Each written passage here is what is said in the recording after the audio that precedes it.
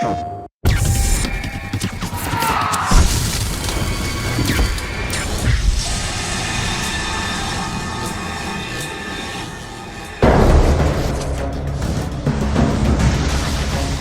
really excited about Infamous because as a player, I am one of those people who wants to be able to just go everywhere. And when we say that it's an open world game, we mean that in 3 dimensions. We have this ability to climb over everything. It's kind of infectious. PS3 is really the only place we could have made this.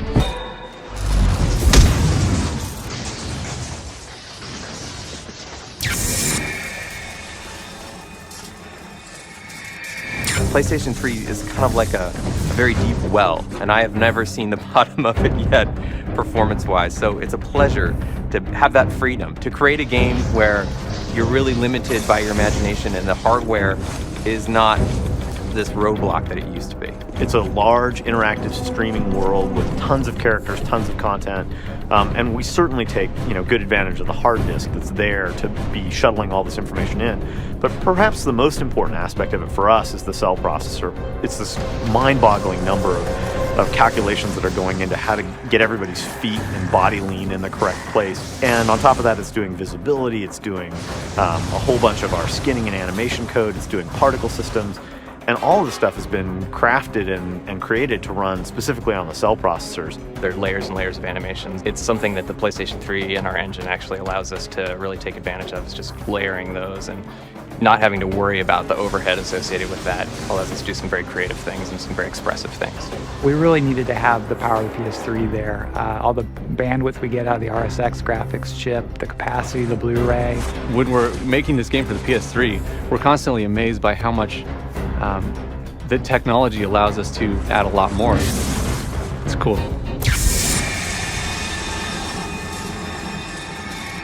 From the very beginning of the game, we knew we wanted a system that allowed Cole to just kind of master the city, to climb all over it. It's a jungle gym for Cole. If it looks like you should be able to get there, you can get there. And we really made it so that you have this feeling of playing a very live, kind of agile, panther-like character who really just is capable of going everywhere. Our goal was to let you grab and climb on anything you saw, but in a real city, there are lots of things you can grab.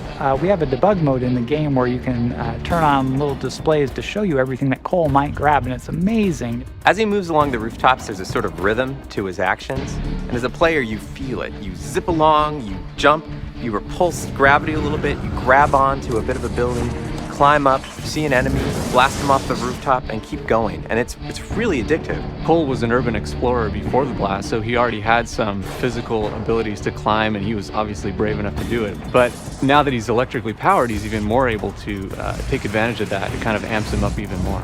We had to work really, really hard on figuring out what the player really intended when they're jumping through the air. Are they actually trying to grab that ledge, or are they trying to grab the ledge next to that? We call it reading the player's mind through his thumbs. We've been pretty successful with it, and it makes the game really fun to play because it doesn't feel like you're using the controller. If we do our job right, then the controller disappears. You don't think about it at all. You just do what you want to do, and it happens. If you had control of electricity, what would you do? One of the reasons we decided to make Cole an electrically based superhero is that electricity is all around you when you're in the city. You see power lines everywhere. You see light poles. You see, junction boxes on the wall. So wherever Cole goes, he's kind of really in his milieu. And our character draws electricity out of the power grid, and it fuels his powers. And of course, because we chose electricity, we could go really deep on that one subject. We've modeled all the metal in the world to conduct electricity, to jump between objects and zap people, zap enemies. We knew we really wanted him to be able to do these when hanging off the side of a pole, when standing on a bar, balancing on a bar, even when hanging from the edge of a ledge. And so we really put a premium on making sure that he could do all those things and he could fluidly move from jumping and landing to immediately shooting. What we chose to do was pick the power for the hero around what would be really fun in a video game context, and then build the world and the guy's personality and everything around that one choice.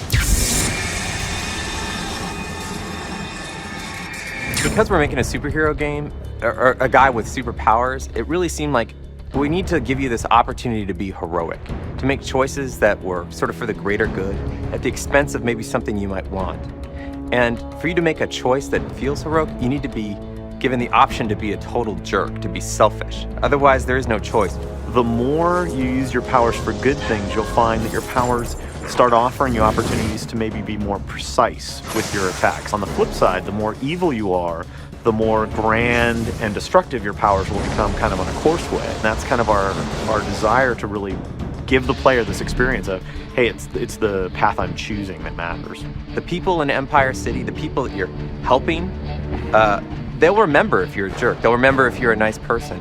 And that'll affect how you get to play the game in the future. If they like you, they actually might lend a hand with some of the things you need to do. If they don't like you, well, you'll find some spontaneous mobs forming and attacking you with rocks. And the best part is that you can just shoot them with your electrical superpower and they go flying across the world. It's a believable character in believable human situations, except for that you've got this kick-ass supernatural power, and you get to choose how to use it.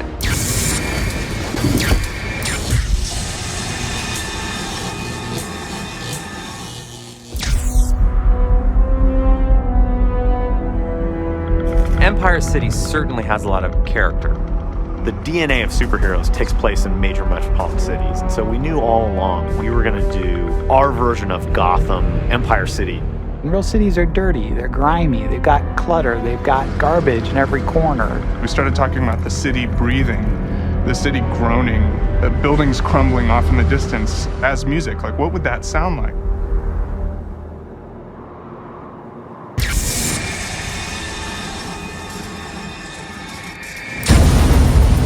Since the blast, the place has become this sort of wonderland of destruction where a lot of masonry got thrown, higgly-piggly in the blast. Cars and buses smashed into the sides of buildings. It feels like this hurricane is torn through. It's bleeding. The city itself is broken. It's foul. We wanted the city to feel like there was despair around. So if you see people walking down the street, they don't look very happy because they aren't. And it really gives the city a feeling of life. The city's actually reactive to who you are in the world. If you choose to be a nice guy and win the love of the people, I know you can heal him. you'll actually see the city get cleaner and kind of repair itself a little bit. And that's pretty crazy. We wanted to make the thing have a character and sort of look back at you for what you did, to respond, and not just be this inert mass. The architecture is clearly influenced by two big things. The first was a desire to have it feel like a grounded, largely Western city. That's where superhero stories exist. At the same time, we looked at cities, international cities that had really great opportunities for climbing and jungle gymming across. It's kind of a mishmash, very intentionally, of things to try and show age of a city and like it's been lived in. Not only are they controlling the character, but they're controlling a character in a world where they can do anything they want to. They can literally wander the city aimlessly for hours if they choose, and the music needs to account for all of that.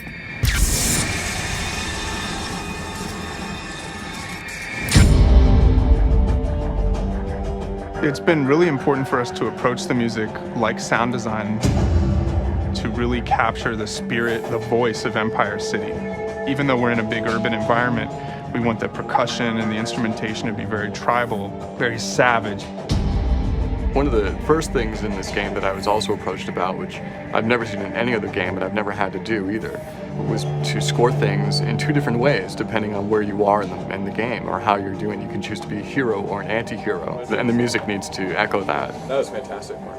There's an edgy, punchy, kind of dark and very thoughtful component to the music. The ambient music is meant to be bleeding out of this broken city, this city that's sort of been bombed out and is hurting. And so much of the music is really meant to meld with the sound design and almost become indistinguishable from it. Initially, when we were hearing that the city was kind of alive, and how we would do that musically and sound design to blend those two worlds, I had two ideas in mind. The first one was to go out and do some street recording. The second part was to do a custom sampling session. You want it to be orchestral, but you don't want it to be John Williams. You want it to have, a little bit more of an urban quality to it. We were sort of driven by kind of an industrial feel, a lot of percussion. The way that we address that is by using a lot of instruments that are very rustic and urban, like trash cans and metal pipes and cardboard boxes, and just beating on all kinds of different things in different ways. And then at the same time, we've taken a lot of really conventional instruments and tried to play them and use them and frankly abuse them in really unconventional ways. Not to mention that our artist, Amon Tobin, manipulates sounds and carries them into a completely different space, so that even the combat music has this effect of sounding like the city is kind of throwing its head back and roaring. The thing that's really different about Infamous is the level of density we have in the city. It makes it a much more enjoyable environment to play in. We want the whole thing to be an immersive experience. You experience the city more than just hear it or feel it or play it.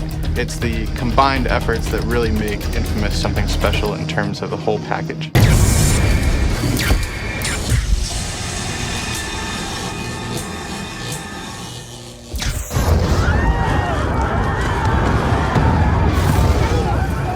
The game opens with this really awful, devastating explosion. It knocks down 6 square blocks of Empire City. Hurts and kills, thousands of people. But somehow you survive. You have these crazy electrical powers.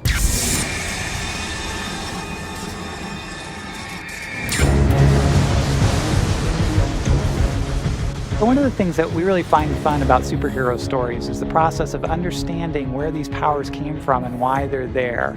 In Infamous, this isn't a question that gets answered all for you at the beginning of the game. The phrase that we always talked about was 0 to hero. You want to be this guy who's incredibly low status at the beginning of the game, and you want to be either famous or infamous at the end. You become this superhuman person. Do you use that for good or for evil? The sorts of decisions you make like that, minute to minute, affect how the whole city reacts to you.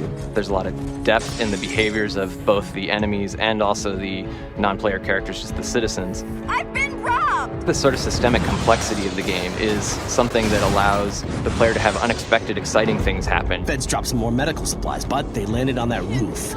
Could you knock them down? There's this enormous world of side missions and quests that you can do in Infamous, which is on the order of 3 times as many things as the primary path has. You're not in just one big long tunnel going from the beginning of the mission to the end of the mission every time. You're in a city and you can go wherever you want, whenever you want.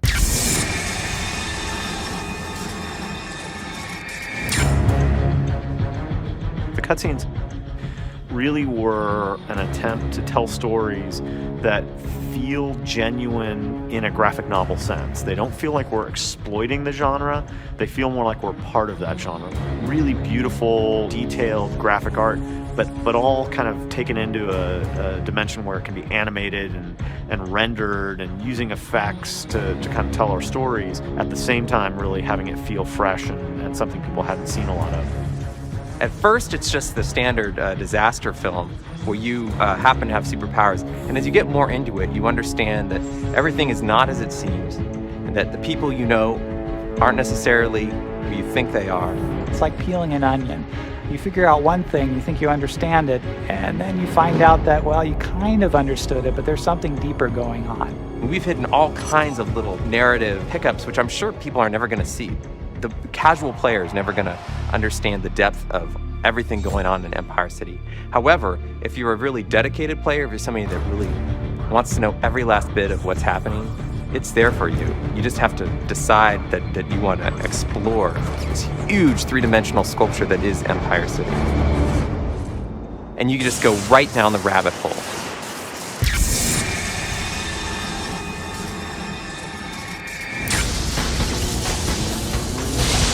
We are asking a critical thing of our players and our viewers, which is to believe that someone could get electrically superpowered. And that's kind of the gateway to the whole game.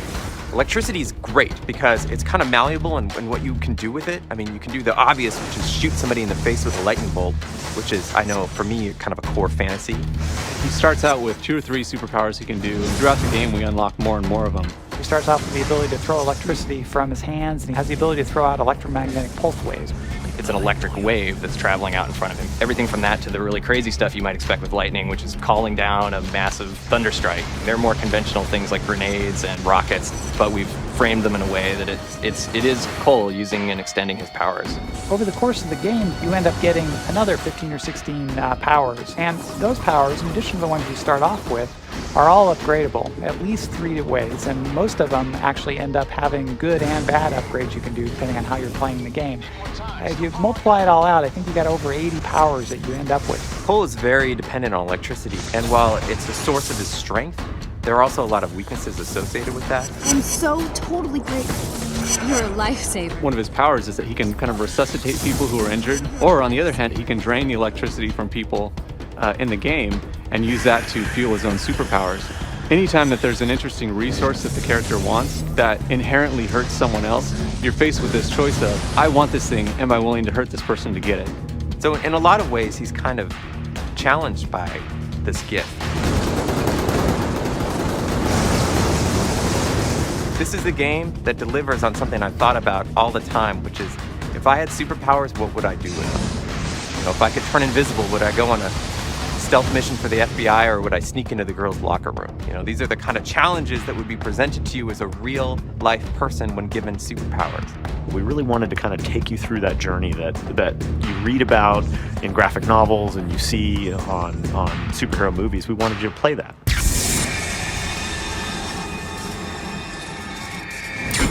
It's remarkable. These guys have created between 20 and 30 minutes of animated movies in a remarkably short period of time. Clearly there's voiceover talent that's contributing to this, and there's music and scoring that's going to happen after it. But the principal production of that at Sucker Punch has been 4 guys really almost by themselves for, you know, a little over a year, and it's been a remarkable achievement for those guys.